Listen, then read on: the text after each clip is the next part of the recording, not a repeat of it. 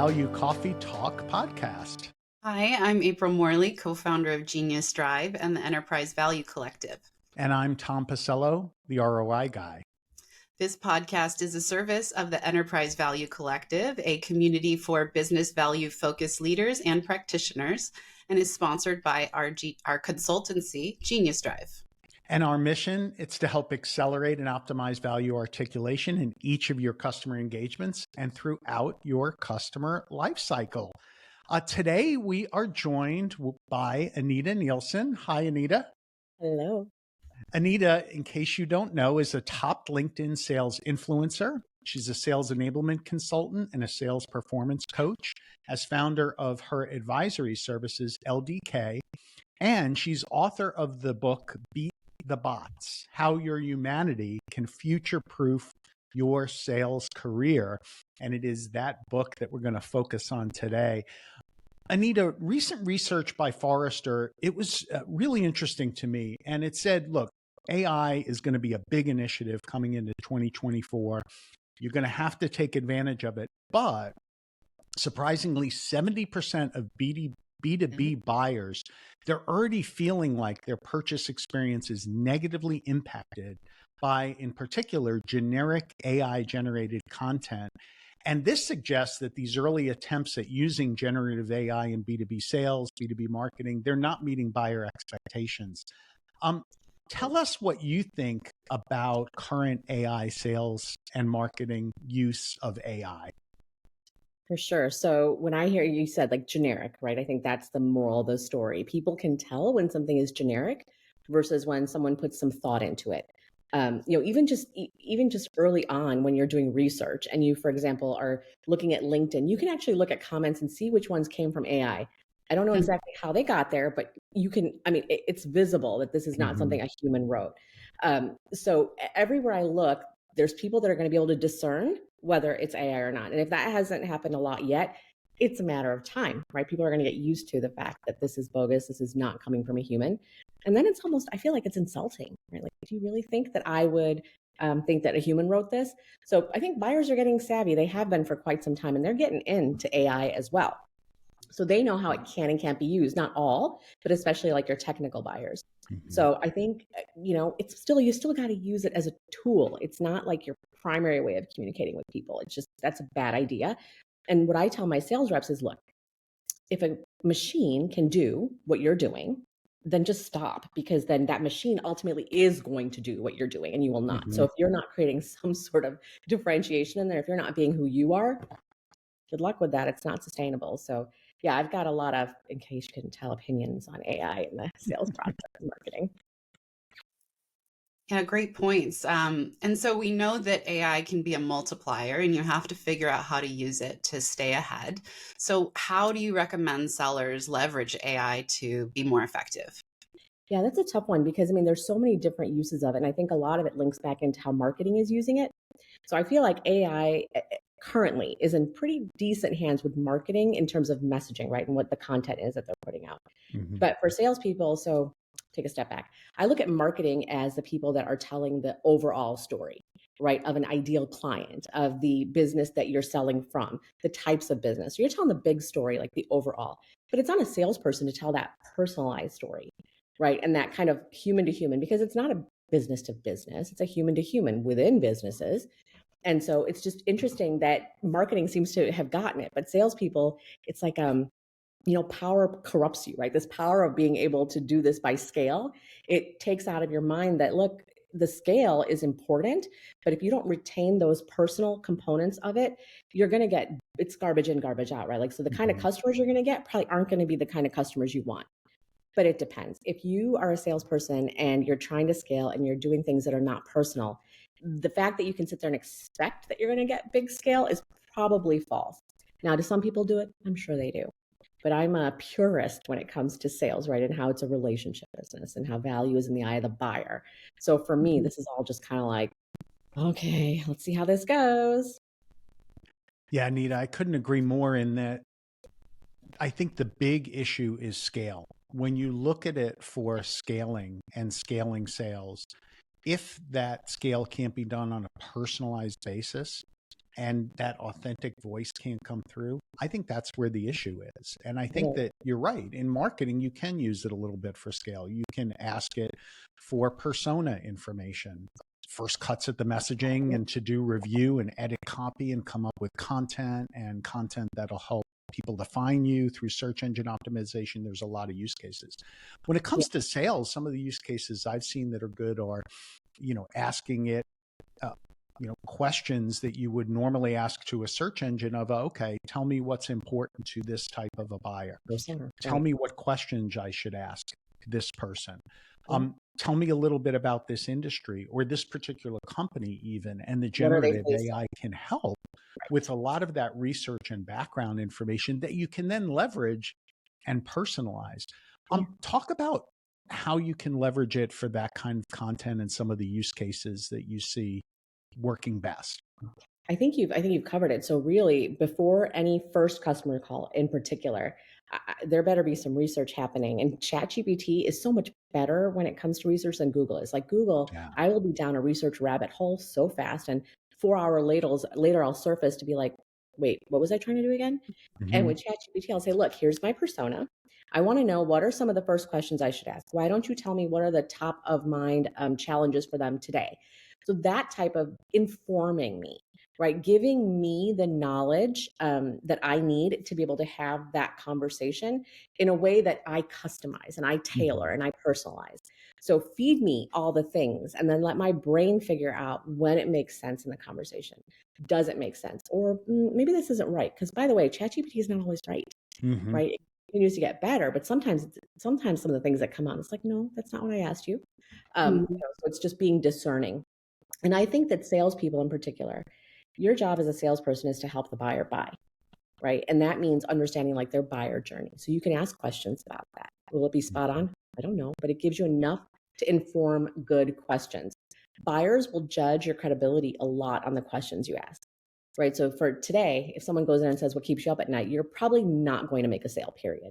Because 10 years Absolutely. ago, when the training company that trained that, it caught on and now everybody asks it. So the answer you're going to get is my 5-month-old toddler keeps me up at night, right? Like this is a bogus question. So get it to inform very powerful, high impact questions that then you can get the answer from the buyer and then tailor the conversation. It's almost like don't get all your questions. Don't start reading a list of questions. These are bad behaviors. We don't want those. Let it inform you, the buyer or the seller who knows his buyer, who knows how to sell. Let it help you in that process, but don't let it own. Do not give it the wheel. That's not how you want to play. It's a good passenger, good backseat driver to have, but it's not in charge. It's not in charge of those conversations. Yeah, I like Microsoft's term for it in terms of co-pilot. Like Yes. they're there to help guide you and assist you in it. And one of the things later in the sales cycle, you spoke about early being able to do that research of the industry, the persona, the questions to ask. Later on, you can ask it things like, based on these challenges that the buyer is looking to solve, what is the value that can be That's derived right. from it? And you can get very particular in terms of ways to solve the solution, challenges that customers have had in solving these problems, the value that ultimately can be delivered. And so it's almost like having this sales expert with you or industry expert to help guide you through the Yeah. conversations. And that's how I love to use it the most. It's awesome because like so for me a lot of my work is with tech sales, right? So when you're sitting and you're looking at security is obviously a big one always. So when I'm selling a security product and I've gone through the exercise with ChatGPT to tell them who my buyer is and it's told me, what their biggest challenges are and then I say, "Okay, well this is the product that I'm going to sell it." Right? You can even cut and paste into there. Yeah. Tell me what is going to be valuable for them. I think one day I even put something like, what will this look like if implemented? And it actually, I mean, all the answers were not all great, but there was a couple that were in there that got my juices going. Mm-hmm. And I feel like, some people have that white page syndrome. That's a little bit me. Mm-hmm. I'll look at a blank screen, like, okay, how do I start? Well, if you have something to just get you started, sometimes you can just soar if you have that. And I think that's another thing for salespeople. Sometimes you just need to put enough there so that their wheels get turning. And the best salespeople are the ones that are constantly thinking and being curious about their buyer. So the thing about the questions is I can do that. That's great. But I also have to be thoughtful when I ask them because curiosity is what keeps me successful. If Mm-hmm. I let this machine tell me what I need to ask and I forget to ask the things that my subconscious, my conscious, we all know we need to ask. Now you've lost out on all that information that you could have gotten. And maybe you've gotten more of a clinical type information as opposed to the information that's laden with emotions, which ultimately are going to create the buying decision. I'm curious from the perspective of the personalization and the generic approach. I've seen that some technologies out there have taken generic messaging and done some scanning of LinkedIn profiles or, just publicly available information to customize the outreach. I'm curious your perspective on that approach and the impact.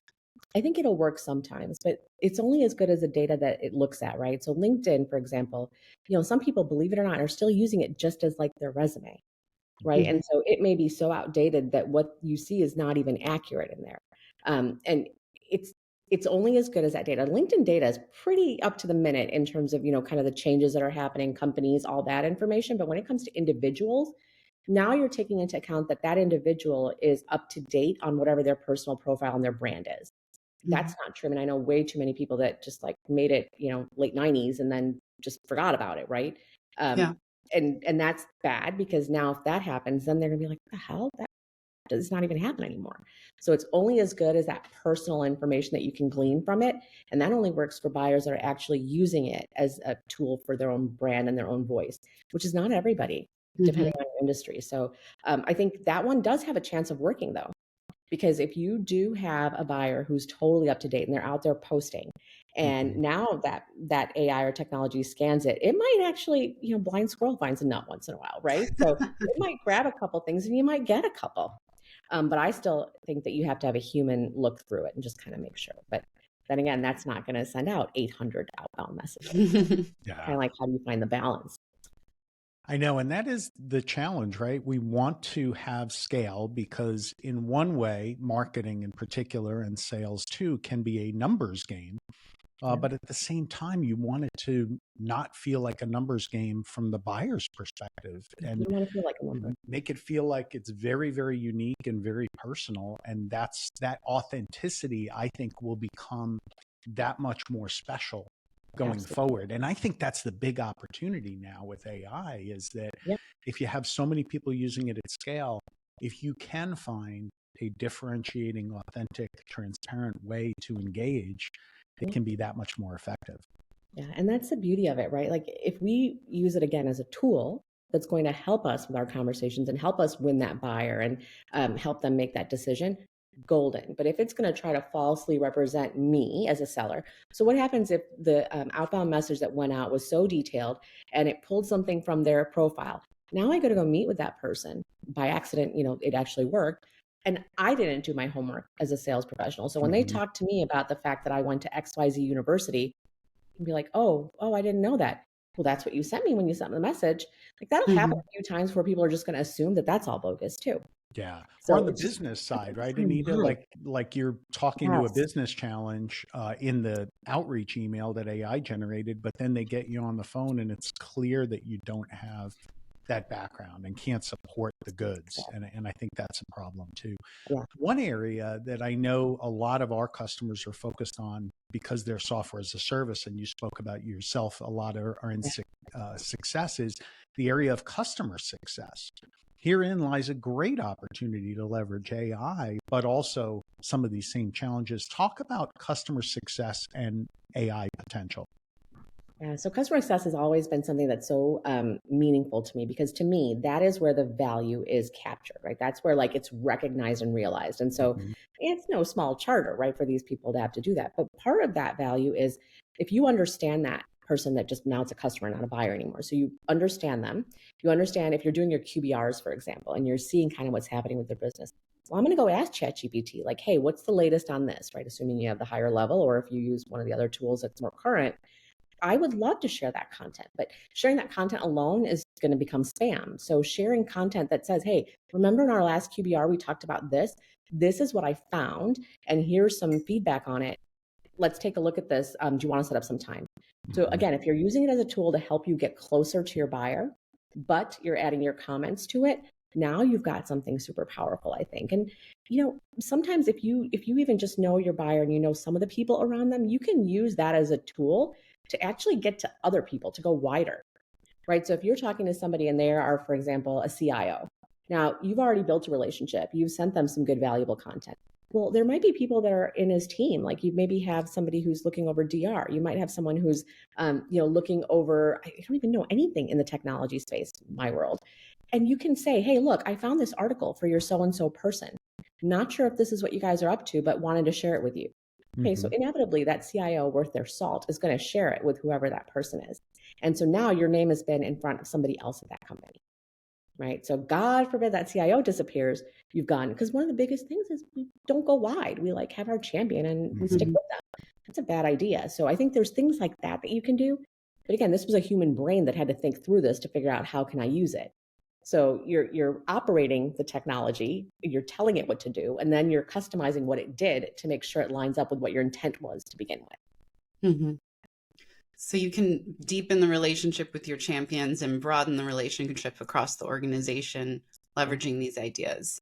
Yeah, especially like if you're really good at your job in customer success, right? You understand kind of what the personal objectives are for that person. You don't know just their role. You understand that they want to be that role in that company one day.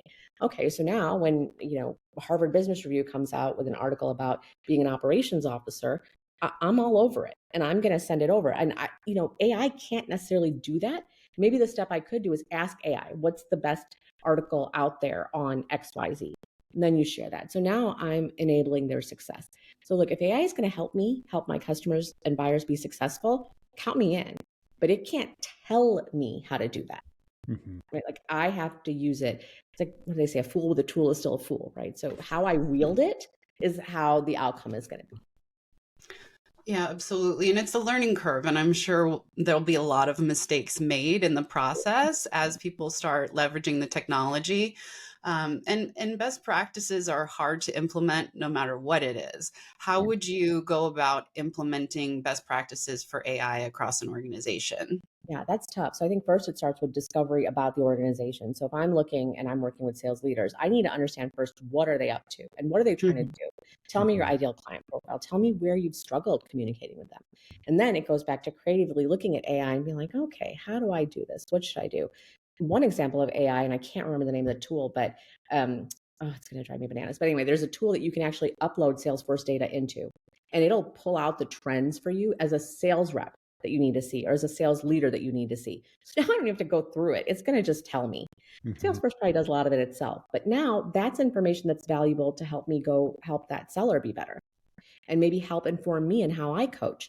I've actually used a use case where I've told ChatGPT that, hey, I've got a customer and they are a sales leader and they need to set an agenda up for their one-on-ones, but they've historically struggled in this. What do you think? Now, it gives me 18 options of which 3 are valid, but I'll take it, right? That's 3 that I didn't have to go look up myself. Yeah. So I think there's creative ways to do it, but it all starts with what's that organization's objective? What are their strengths and weaknesses? And how savvy are their salespeople? I'm amazed at how many companies salespeople don't even want to touch AI, which clearly for me hurts my feelings because it's like if you don't learn how to work with this, you're gonna get left behind, and we don't want that. Learn it so you can control it instead of it controlling your fate, right? So I'm amazed at how sad that is. And I think there's like statistics that actually even talk about that, how adoption's increased huge over just the past year, but it's still not anywhere near what it would need to be. So yeah, it depends. See, but this is where I'm me, right? Like you asked me a question about what do you do with sales organizations? I'm going to go right to the personalize it. That's just the nature of, how I sell. I want to know everything about them and then I'm going to find that solution. But that's different. That's a different way of selling than, just trying to go out there and get people. And you talked about it where, know what the objectives are, know what the challenges that sales leader's having, know what the challenges that the team has. And then I think it's going along the lines of what you said. There are very specific use cases where we know that it can have a big impact in helping to solve some of those objectives or challenges that they're having. I think defining those very succinctly with the group and then showing them exactly how to use the tools to take advantage of the generative AI is going to be critical. Yeah, and how not to. I found that whole how not thing. The do's and the don'ts. With our audience, exactly, the do's and don'ts. Like they need to know because salespeople are so creative, right? So we might go and find a way and haven't thought through exactly what the impact of it. So 100% you're right. How to and how maybe not to. Exactly. You don't want to be creepy, which is what I always say. Yeah. But I think having those use cases where don't think your sellers are going to figure out what questions maybe to ask the generative AI. I mean, there are good ones that are going to do that and they're going to go off on their own, and that's excellent. You've got your lone wolves and your high performers, but it's the middlers and the lower performers where we've got to give an edge. And I think really defining those specific use cases, before you meet with the customer, look up the persona, ask ChatGPT these questions, do this, do that, and having it a little bit more prescriptive for them, I think will give them a good head start going into this year. Totally. And I think there's going to be a reckoning too, right? The sales leaders are going to have to look, and when they figure out what it is that they're going to teach their sales teams about AI, right? What those use cases are and how they want to help enable those people. Well, at some point, there's going to be people that are complacent that aren't going to do it. They're just not. And so it becomes a decision of, okay, is this a requirement in my sales organization? Hint, hint, it should be. Or is it something that this person's been a high performer for so long, like, I'll just let them do what they're doing. You have to be wise enough to know that that may be working for now, but that's finite. It's like TikTok on that kind of thing, right? So it's going to be a reckoning for sales leaders, I think, too. They're going to have to make some tough decisions. Absolutely. So, Anita, what's the one piece of advice you'd like to leave the Enterprise Value Collective with today? Be curious about AI, right? If you haven't done anything, just start asking, like, what can it do? What can it do? Because I'm sure there are some people that are savvy and some people maybe won't admit that they haven't looked at AI. But start there. Use that genuine curiosity of where can I make this work, but always with the intention to support that customer success. So if you go in it with that intention, and then you know that you're not going to just, bogus, like totally replicate all the messaging, I think you'll be good. Start with curiosity and then your intent. Both of those have to be right spot on in order for this to work effectively. And I don't want a customer for a deal. I want a customer for life. And that only happens when you're real and when you create that connection. So figure out how it can help you do that, right? Without trying to take it away from you or diminish it in some way. That's great advice.